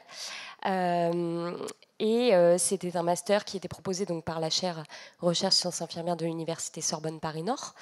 Et donc, j'ai fait ce master et c'est là que j'ai découvert le monde passionnant, on va dire, de la recherche. Passionnant, mais difficile aussi. Avec tout un tas de choses que je ne connaissais pas du tout, qui m'ont vraiment changé de ce que je faisais et qui ont donné un autre sens à mon métier de soignant. Et puis après, avec bien sûr aussi de l'aide et puis de la motivation, j'ai eu l'opportunité de continuer avec un doctorat en sciences infirmières. Sur un sujet d'ailleurs particulier, mais qui a pour moi un sens aussi tout particulier et qui est très important. Je travaille donc sur l'incontinence urinaire des personnes âgées institutionnalisées. À la suite de ça, donc j'ai pu... Je peux donc faire aujourd'hui ce doctorat en sciences infirmières, qui est un parcours un petit peu atypique parce que j'ai travaillé une partie avant, pendant quelques années. Il y a plusieurs moyens aujourd'hui de rentrer dans le domaine de la recherche pour les infirmières, pour les soignantes. Mais c'est vrai qu'il faut préciser quand même que c'est un parcours qui est encore assez difficile. Il y a des possibilités au sein des services, grâce au PHRIP, que beaucoup d'infirmières en service connaissent. Et puis, il y a maintenant, à travers la France, dans de nombreuses universités, des DU, des DIU, des masters spécialisés, ce qui offre une grande possibilité. Après, je crois qu'il faut quand même, je le conseillerais bien sûr, mais je crois qu'il faut aussi avoir une certaine appétence pour ce domaine, pour le domaine de la recherche, qui est un domaine assez complexe finalement, même si évidemment passionnant, je trouve. Alors, vous avez déjà pris une des très mauvaises habitudes des doctorants, c'est des acronymes auxquels personne ne comprend rien. Pardon. Donc, PHRIP, vous nous dites... Ah bah alors PHRIP, peut-être que je vais laisser Monique répondre à ça parce qu'elle est un peu spécialiste. En fait, existe un financement pour la recherche médicale qui est payé par le biais de la sécurité sociale et donc qui est organisé avec le ministère de la Santé. Ça s'appelle le PHRC, Programme hospitalier de recherche clinique, qui existe depuis le début des années 90. Vers le milieu des années 90, ils ont fait une petite ouverture pour les infirmières, dont j'ai pu bénéficier à plusieurs reprises. Donc d'avoir ces financements, ce qui m'a permis deux choses, d'avoir des financements pour mes travaux, mais aussi de voir comment ça se passait. Et puis, ça n'a pas trop bien marché, il y avait peu de candidats, c'était peut-être encore trop tôt, peut-être. En tout cas, les portes se sont fermées. Alors, le PHRC, c'était jamais marqué interdit aux infirmières. D'ailleurs, j'ai eu plusieurs financements dans le cadre du PHRC où j'ai oublié de dire que j'étais infirmière. Mais quand même, c'était compliqué. Et donc, chaque fois qu'il y avait un nouveau ministre, je toquais à la porte pour parler un peu de recherche infirmière. J'étais très entendu par l'équipe de Madame Bachelot. Et avec Madame Bachelot, vraiment personnellement, s'est impliquée. On a monté un programme de financement de la recherche infirmière. Alors, ce programme de financement, qui s'appelle donc Programme hospitalier de recherche infirmière et paramédicale, qui est venu ensuite, est très important. Il existe depuis 2009, il a changé la face du monde, hein. En tout cas la face de la recherche infirmière en France, puisque c'est ce qui a permis le financement, mais c'est aussi ce qui a permis d'avoir une vision de la recherche infirmière. Voilà, peu de gens savaient que la recherche infirmière existait. Aujourd'hui, seulement depuis 2009, ça fait seulement 12 ans, ce n'est plus politiquement correct de dire « Ah bon, les sciences infirmières existent ?» Donc plus personne n'oserait dire cela, quoi. Donc voilà le PHRIP. D'accord. Puis en plus, si vous êtes là, ils oseront encore moins le dire. Et alors, entre vous deux, justement, puisque vous suivez la thèse en question, et non, je la dirige. Voilà. Oui, voyez, hein, au moins c'est net, c'est clair, voilà. Et Jacques, qu'est-ce que vous avez appris ensemble? Et puis, peut-être, il y a eu certainement des bonnes surprises, mais il y a eu peut-être aussi des choses plus... Je ne sais pas ce que vous direz, mais voilà, mais aussi des choses peut-être plus compliquées. Voilà. Oui, là, il y a du monde dont vous êtes en sécurité. Voilà. Mais... Bon, je commence. Alors, pour ma part, je dirais que, bon, déjà, moi, j'ai rencontré le professeur Rotentonder il y a maintenant un peu plus de 2 ans, donc on commence à se connaître. On connaît un petit peu ce qu'on s'apporte, on sait un petit peu, on travaille ensemble donc depuis un petit bout de temps. Et moi, ce qui m'avait marqué au tout début, ça reprendra tout à fait bien ce titre de plateau, hein, mais c'était une soignante vraiment pas comme les autres pour le coup. Elle avait un parcours différent des soignantes que j'avais rencontrées jusque-là, et elle avait surtout porté la profession infirmière et les sciences infirmières, et c'était ce qui avait du sens pour moi. Donc quand je l'ai rencontrée et qu'on a discuté lors du master, j'avais vraiment envie de travailler avec elle. Donc pour moi, l'opportunité de faire le doctorat en sciences infirmières avec elle était vraiment une très belle opportunité pour moi. Et en fait, je crois que j'ai appris en effet beaucoup de choses. Pour l'instant, c'est vraiment, je vais dire en premier, la rigueur, évidemment. Évidemment, la rigueur avec... on va s'arrêter sur la rigueur, c'est très bien. On s'arrête sur la rigueur. C'est super, la rigueur, ça va laisser... Alors, Monique, très rapidement, au-delà de la rigueur. En tout cas, pour les directeurs de thèse, en fait, il y a beaucoup d'humilité parce qu'on apprend énormément. On apprend énormément des doctorants. Et si je reprends l'exemple de Léa, un jour, elle est arrivée avec un papier en disant « Oh, voilà une méthode. J'en avais vaguement entendu parler, mais on ne l'avait jamais fait. Et on l'a fait. » Donc, apprendre. Joli. Rigueur et apprendre, c'est pas mal. On va se le garder. Alors, merci beaucoup à vous deux. Docteur Ingray, vous êtes psychiatre, vous êtes à Nancy. C'est pas parce que vous êtes psychiatre que vous êtes un ancien. Il n'y a aucun lien entre les deux. Voilà. Alors, la médecine, et puis vous êtes une des animatrices du collectif Donner des ailes à la santé. On va y revenir tout de suite. Mais donc, on a dit depuis le début, le soin et la médecine en particulier, c'est profondément féminisé. Aujourd'hui, il doit y avoir plus de 60% des étudiants en médecine qui sont des étudianteux, je présume. On doit être quelque chose comme ça. Mais il me semble que quand on monte un peu dans les étages, c'est moins net. Alors, je vais vous dire, peut-être que je me trompe et que ça a changé? Alors non, ça reste moins net. Et tout comme le disait Gada tout à l'heure, effectivement, alors il y a 52% de médecins à l'hôpital femmes. Par contre, quand on regarde les postes de professeurs des universités, on est à 22%. Donc on a vraiment une équité qui est encore loin d'être atteinte. Et quand on regarde là, le petit graphique qui reprend une étude, la courbe violette, c'est la courbe qui représente l'évolution des professeurs des universités. On voit effectivement qu'elle évolue, c'est quand même déjà très bien, mais qu'il faudrait attendre 2045 pour arriver à une parité s'il n'y a pas de politique plus volontaire. Et on voit même que dans des postes à très grande responsabilité, comme peuvent être les doyens des facultés de médecine, on tombe très bas à 6%. Et donc, dans ce constat vient effectivement de dire ça reste compliqué quand on monte dans les responsabilités. Il faut vraiment réfléchir de manière globale. On n'a pas juste des méchants hommes qui empêchent toutes ces femmes de progresser. C'est beaucoup plus complexe que ça.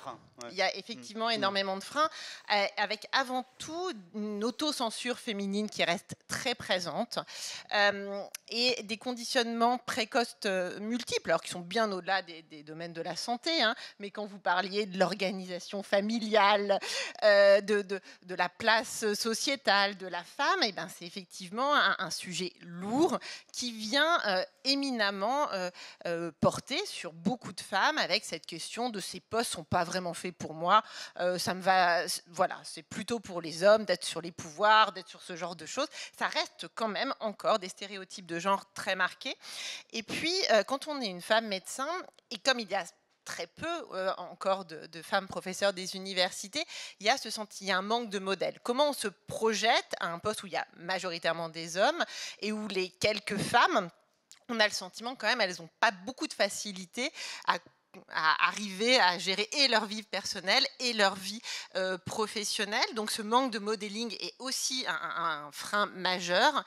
Et la maternité, qui est extrêmement centrale, est encore considérée par beaucoup de collègues et par beaucoup de femmes médecins comme un handicap. Avoir un enfant au moment où on est censé devenir chef de clinique peut parfois être un frein, parfois même de manière très explicite chez certains chefs de service, où il n'est pas question d'avoir un projet de grossesse au moment où on commence un clinica. Or, le clinica est une étape indispensable pour devenir professeur des universités. Et donc, on voit effectivement qu'il y a pas mal de freins, qu'il y a aussi ce sentiment d'illégitimité porté par pas mal de femmes, qui va être nourri par la question des violences sexistes et sexuelles qui peuvent se retrouver au sein de l'hôpital. Là-dessus, vous avez fait du coup, pardonnez-moi, vous avez fait un baromètre justement avec l'association pour faire ressortir un peu ces... Exactement, hein, on va le montrer. On a retrouvé presque 80% des femmes qui ont un vécu de violence sexiste ou sexuelle avec différentes formes. Et donc, il y a ces freins du côté des femmes, et puis il y a du frein du côté des décideurs, avec des critères qui sont assez peu adaptés au parcours universitaire, en particulier la mobilité, un manque de continuité. Il y a aussi encore un milieu qui est quand même assez patriarcal, où on est adoubé, on est l'élève, et on monte dans la hiérarchie de cette manière-là, avec des phénomènes d'identification, souvent assez implicites ou peu conscients de la part des décideurs, qui amènent effectivement à ces freins. Et donc, vous me parliez du baromètre qu'on a créé avec l'association Donner des ailes à la santé, donc L2LES, qui a pour but un peu de lutter contre ces discriminations au sein des femmes médecins. Et les baromètres sur 500 médecins hospitaliers, moitié d'hommes, moitié de femmes, on retrouve que 85% des femmes se sont senties à un moment discriminées dans leur parcours du fait de leur sexe, ce qui n'est quand même pas rien.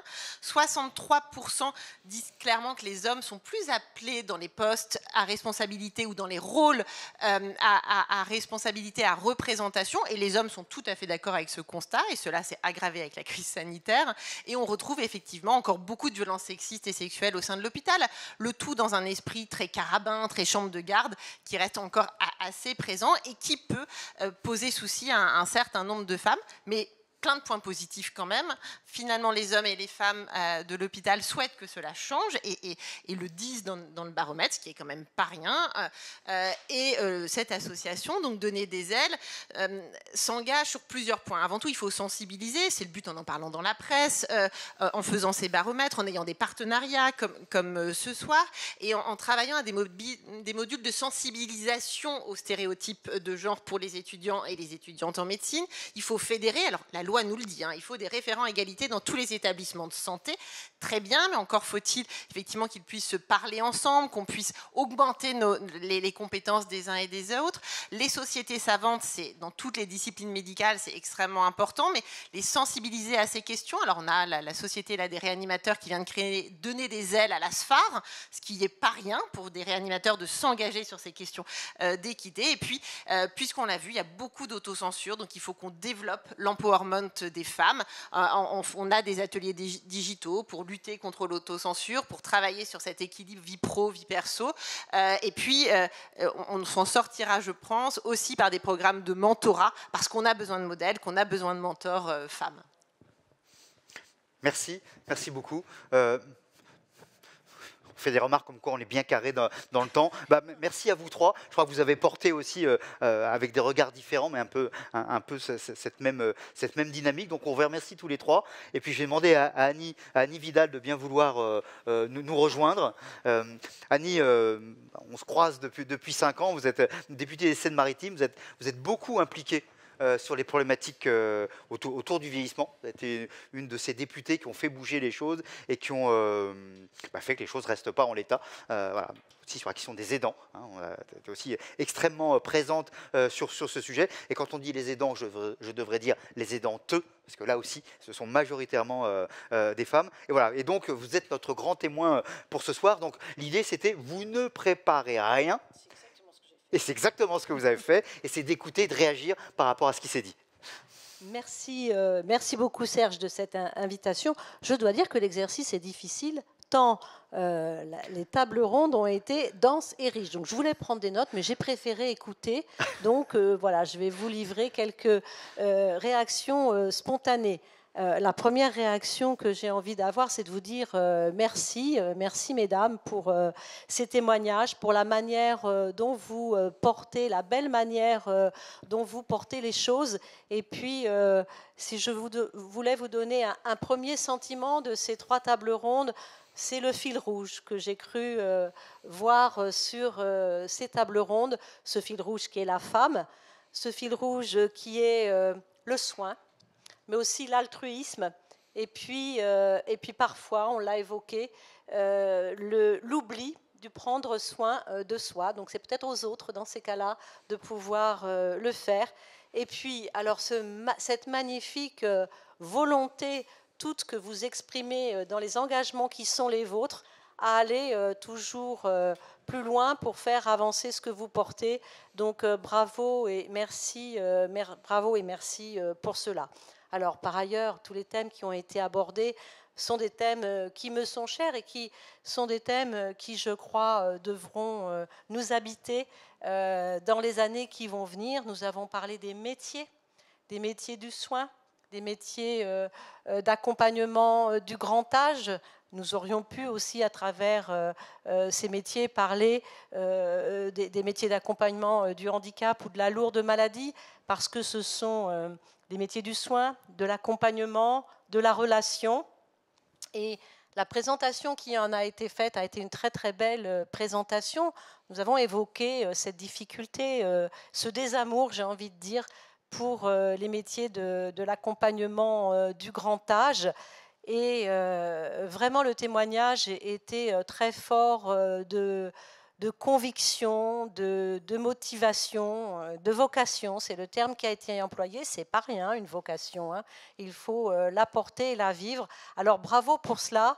Et très sincèrement, dans les années qui viennent, je crois que c'est plus de 90 000 postes qu'il nous faudra avoir pour accompagner nos aînés.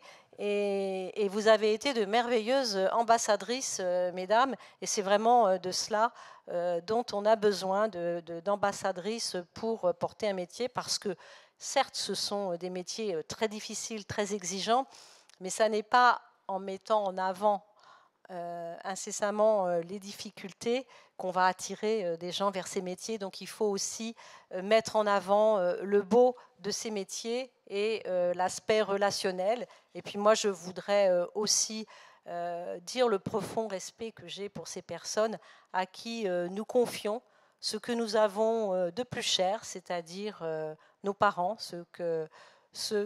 qui nous ont mis au monde, ceux qui nous ont fait grandir, et ceux qui sont notre histoire individuelle et notre histoire collective. Et c'est pour moi extrêmement important aussi de redonner ce sens-là à ce que vous faites, mesdames, au quotidien auprès de nos aînés. Nous avons aussi, lors de la deuxième table ronde, beaucoup parlé de prévention. Alors cette prévention, c'est un terme, un axe qui m'est cher, Et c'est un axe, je crois que le constat est là, qui est à développer beaucoup. Nous sommes davantage dans une approche curative que préventive en France. Et nous avons, même si nous avons fait du chemin, nous avons encore beaucoup de chemin à faire dans ce domaine-là. Et vous l'avez très très bien exprimé. Alors en plus d'une belle manière, parce que le bus du cœur, c'est à double sens. Hein. C'est le cœur qui bat, c'est l'organe, mais c'est aussi le cœur qui aime et le cœur qui donne. Donc j'ai beaucoup aimé ce bus du cœur. Et nous savons à quel point chez les personnes âgées, quand il y a des insuffisances cardiaques, une dépensation cardiaque, combien ça peut être l'entrée dans des grandes difficultés de la dépendance, voire l'approche du bout du chemin de la vie. Donc c'est extrêmement important, ces axes de prévention. On pourrait aussi les développer sur d'autres domaines comme la pneumologie ou les insuffisances rénales. Mais en tout cas, c'est vraiment cette dynamique de prévention, elle est là, il faut la développer, c'est extrêmement important. Et puis je pense qu'il faut aussi la développer pour les proches aidantes, parce que nous le savons, dans celles et ceux, mais majoritairement celles qui accompagnent des personnes âgées, des personnes en situation de handicap ou des personnes malades, elles sont souvent dans l'oubli de soi. Et arrivent pour ces personnes-là parfois des maladies. Bien souvent, ce sont des accidents cardiaques qui font qu'elles disparaissent avant celle ou celui qu'elles accompagnent. Donc c'est un axe extrêmement important. Et puis la recherche. Alors la recherche, on peut en parler sur le grand âge, on peut en parler sur le handicap. Ce sont des termes, des axes qui me sont chers. Et la recherche infirmière en particulier, c'est fondamental. Madame, vous avez été une pionnière. Je crois qu'il a fallu beaucoup d'engagement, d'investissement pour arriver là où vous êtes arrivée. Et vous avez tracé un chemin. Donc bravo, bravo, merci pour cela. Et puis le dernier point, l'égalité homme-femme. Alors moi qui suis à l'Assemblée nationale depuis 5 ans, 11% à l'Assemblée nationale de femmes il y a 20 ans. Nous sommes à 38 maintenant, 38%. C'est très bien. 49,5 dans le groupe politique auquel j'appartiens. C'est un chemin, mais il faut se battre tous les jours. Alors, je vais vous raconter une petite anecdote. Elle n'est pas trop jolie, mais je ne peux pas m'en empêcher. Nous, les femmes, nous avons parfois une voix un peu plus aiguë que les messieurs. Et au tout début de ce quinquennat, quand nous sommes arrivés un peu en force, nous, les femmes, quand nous prenions la parole, certains messieurs bêlaient. Voilà, ça dit ce que ça veut dire. Je ne peux pas m'empêcher de le partager, excusez-moi, mais voilà, on a encore là aussi du chemin, on a encore beaucoup de chemin à faire, même si beaucoup a été fait, il faut le dire, mais on a encore du chemin à faire. Et puis je n'ai rien préparé, Serge, sauf une petite citation, quelques lignes que j'aimerais vous lire, parce que ça rend hommage, c'est quelques jours après le 8 mars, et à ces 9 femmes. D'ailleurs, j'ai une petite question à partir du 9, à propos des 9 femmes. Est-ce que c'est un hasard ou pas? Hasard complet. Sur les 9 9 femmes, c'est quand même 9 mois de grossesse et c'est quand même ce qui amène à la maternité. Et je me suis demandé si la maternité n'était pas justement ce qui peut-être amenait les femmes dans le soin, dans la prise en charge, dans l'accompagnement bienveillant. Alors je me suis dit peut-être que Serge a voulu nous envoyer un signe. Eh bien non, c'est un hasard, un beau hasard. Alors si vous me permettez, je voudrais vous lire quelques lignes de Simone de Beauvoir qui ont été écrites en 1970 dans son ouvrage La vieillesse. Et je trouve qu'elles résonnent très très bien aujourd'hui. Le sens de notre vie est en question dans l'avenir qui nous attend. Nous ne savons pas qui nous sommes si nous ignorons qui nous serons. Ce vieil homme, cette vieille femme, reconnaissons-nous en eux. Il le faut si nous voulons assumer dans sa totalité notre condition humaine. Du coup, nous n'accepterons plus avec indifférence le malheur du dernier âge. Nous nous sentirons concernés. Nous le sommes. Merci, c'est vrai que ça a aussi marqué, il y a eu le deuxième sexe qui a évidemment marqué beaucoup, mais la vieillesse, l'entre-deux avec la femme rompue, qui était aussi cet autre élément où d'un seul coup, voilà, qu'est-ce que c'est qu'avancer en âge, et puis la vieillesse, qui ont été quand même 3 éléments, on va penser ce qu'on veut de la vraie vie de Simone de Beauvoir, mais en tout cas, sur ces œuvres-là, ça a aussi fait avancer la réflexion des femmes comme des hommes d'ailleurs. Bah, merci à vous. Maintenant, il faut reprendre, il faut terminer, hein, c'est pas tout ça. Mais merci. Merci de tout ce qui a été dit, merci de votre présence et merci aussi pour tout ce que vous avez fait pendant ces 5 années. Je me demandais si les hommes bêlent un peu moins à l'Assemblée aujourd'hui qu'il y a 5 ans. C'est ça quand même. Ça n'a duré que quelques semaines. D'accord. C'est intéressant aussi de voir, alors, comme disait Engels, la quantité parfois fait qualité. C'est-à-dire quand il y a beaucoup de gens d'un seul coup, ça a aussi un effet comme ça. Alors, ça peut marcher sur d'autres éléments. Voilà. Merci encore à vous. Marianne, on va peut-être quelques éléments d'actualité, donc sans transition, comme on dit. Voilà, très factuel. L'action de la Fondation, donc je suis ravie du plateau de ce soir, je souhaite le dire. J'avais vraiment envie que ce soit un plateau de passionnés EES, de battantes, et vraiment c'est réussi. Je trouve qu'on a réussi aujourd'hui à donner une coloration dynamique et à une image dynamique et positive du métier de soignante, et qu'on n'est pas resté sur des a priori un peu négatifs qui malheureusement sont souvent l'apanage de l'image qu'on a des soignantes. Donc merci beaucoup mesdames d'avoir porté haut les couleurs des soignantes, des femmes pas comme les autres. La Fondation continue à agir dans tout un tas de domaines, et notamment pour aider les femmes qui travaillent dans nos EHPAD. Nous continuons avec nos ateliers solidaires qui ont touché une partie des 50 EHPAD qui ont été sélectionnés. Dricia, donc Dricia qui s'investit beaucoup dans cette action. L'idée, c'est vraiment de donner accès à des informations sur la santé, sur l'accès aux droits, sur l'accès au logement à nos soignantes, puisqu'elles sont majoritaires dans nos EHPAD. Et donc, c'est une action qu'on va conduire jusqu'à juin. Et si elle est évaluée positivement, nous souhaitons déployer cette action dans l'ensemble des établissements de Corian. Le Bus du Cœur, c'est une des actions que nous allons accompagner côté Fondation. Comme le disait Fariba tout à l'heure, 13 villes sont concernées. Nous serons présents et présent, il y aura quand même quelques hommes, j'espère, dans 13 villes parcourues par le bus de Claire Mounier. Nous allons également avoir la 4e saison des podcasts qui est en cours de réalisation par notre documentariste Sophie Pilot au sujet de après les femmes, après la série sur les soignants, après celle sur les métiers oubliés. Cette année, nous travaillons sur l'écologie. Il était une fois l'écologie, donc nous recueillons les témoignages de nos résidents d'EHPAD sur cette thématique de l'écologie. Également, nous avons notre 2e saison sur territoire et mémoire de vie. Là encore, il s'agit d'écouter la voix des aînés.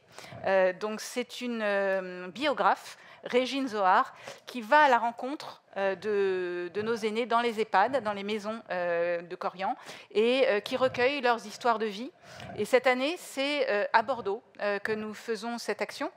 Et que nous espérons pouvoir produire l'ouvrage qui en sera issu d'ici la fin de l'année.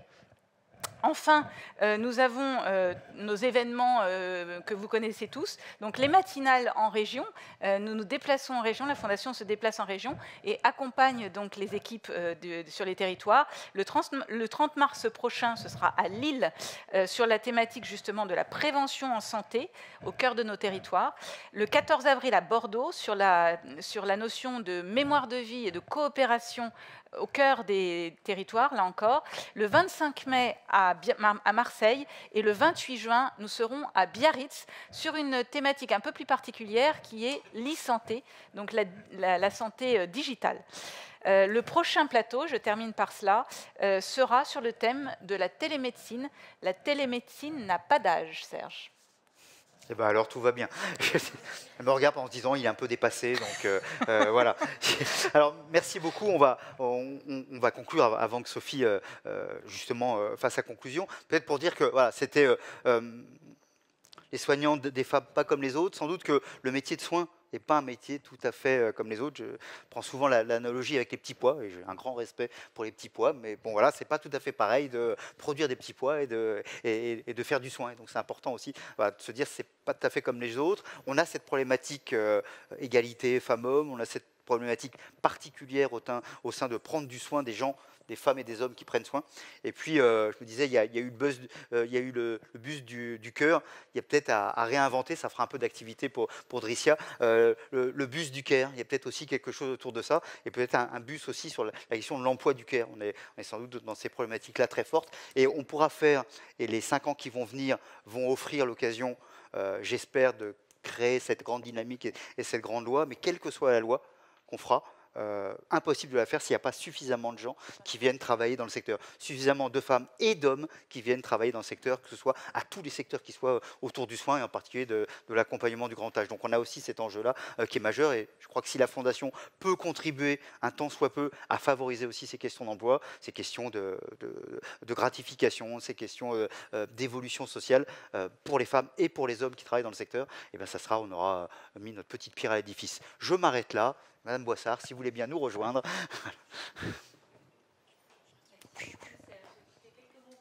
D'abord pour remercier chacune des intervenantes de cette table ronde, de ces tables rondes, à la fois pour l'humanité et la sincérité de leur témoignage, et en même temps pour l'engagement et la passion que chacune met dans son exercice, dans sa pratique professionnelle, sa pratique de soignante, sa pratique de chercheur, sa pratique d'enseignante aussi, et aussi sa pratique, Madame la députée, de représentante de la nation.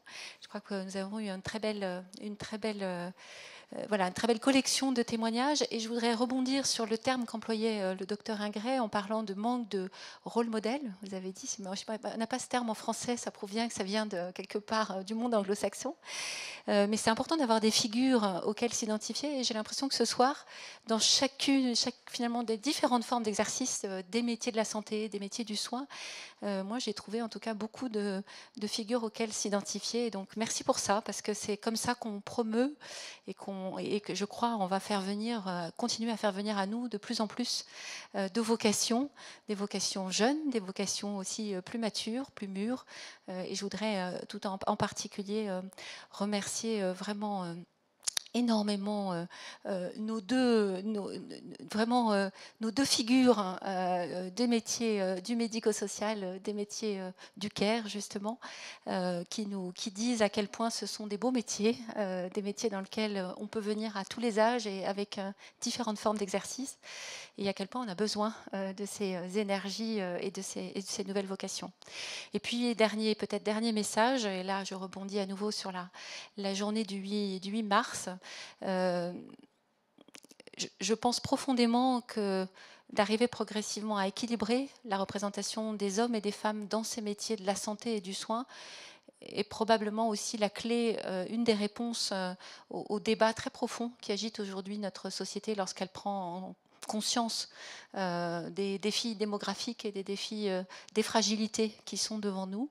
C'est une question qui nous concerne tous en tant qu'humains, en tant qu'hommes, en tant que femmes. Ça n'est absolument pas quelque chose qui est l'apanage et le fardeau uniquement des femmes. C'est bien une responsabilité collective, une belle responsabilité. Et c'est important qu'il y ait autant d'hommes que de femmes dans toutes les formes d'exercice et dans tous les niveaux d'exercice aussi de responsabilité. Vous l'avez dit, docteur Ingray, donc c'est peut-être aussi quelque chose que j'emporte de cette soirée.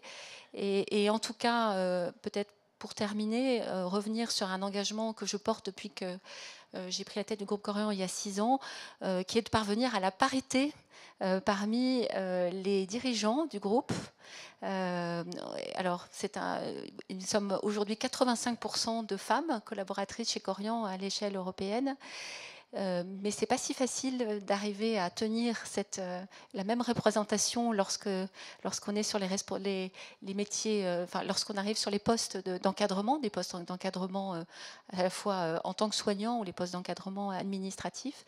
Et donc nous avons pris l'engagement d'aller rechercher un 50-50 d'ici 2023, et on est aujourd'hui à 48. c'est pas si mal. Donc il nous reste encore 2% à aller chercher et je pense qu'on va y arriver. Merci beaucoup en tout cas pour tout ça et à bientôt pour le prochain plateau.